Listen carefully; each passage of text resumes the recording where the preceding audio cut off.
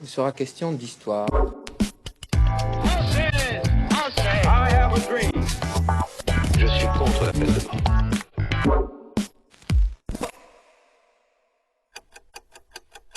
Le 4 avril 1968, Martin Luther King, ardent défenseur des droits des Noirs américains, est assassiné d'une balle dans la tête devant sa chambre d'hôtel à Memphis.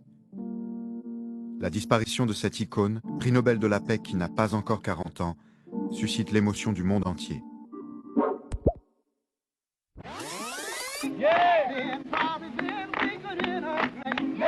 En 1968, cela ne fait que quelques années que Noirs et Blancs peuvent manger dans les mêmes restaurants, s'asseoir côte à côte dans les bus ou apprendre à lire dans les mêmes écoles. Le pays sort à peine de 100 ans de ségrégation raciale. La ségrégation raciale commence peu de temps après la guerre de sécession. Cette guerre civile qui oppose le nord et le sud des États-Unis conduit à l'abolition de l'esclavage par Abraham Lincoln.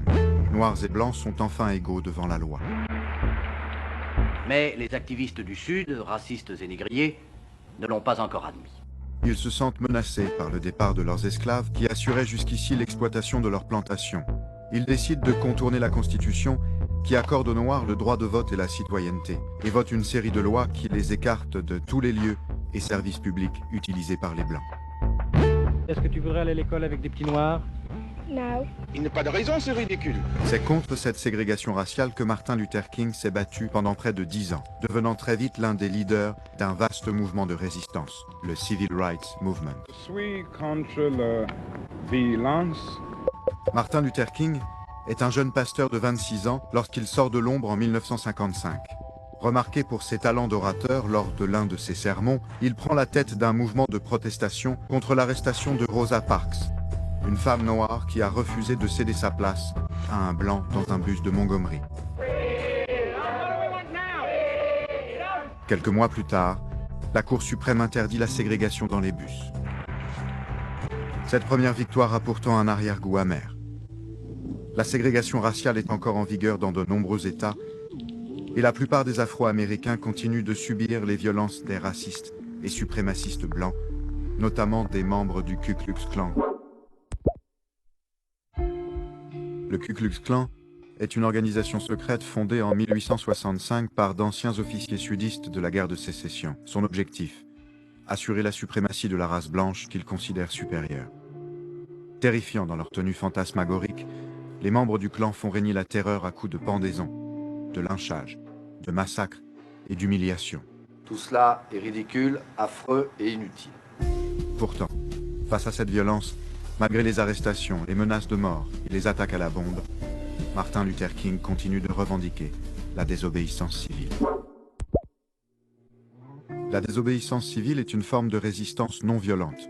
Inspiré par Gandhi, Martin Luther King veut convaincre par la seule force des mots.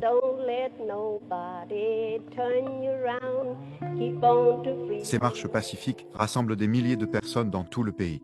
Néanmoins, cette doctrine suscite également la désapprobation de certains Noirs qui doutent de son efficacité et proclament le Black Power, dont l'un des leaders, Malcolm X, est lui aussi assassiné. En 1963, la marche de Washington marque l'apogée du mouvement. Plus de 200 000 personnes défilent. De nombreux orateurs prennent la parole devant le Lincoln Memorial et Martin Luther King y prononce son plus célèbre discours. I have a dream. Un an plus tard, le 3 juillet 1964, le président Johnson signe le Civil Rights Act, qui déclare illégale toute forme de discrimination.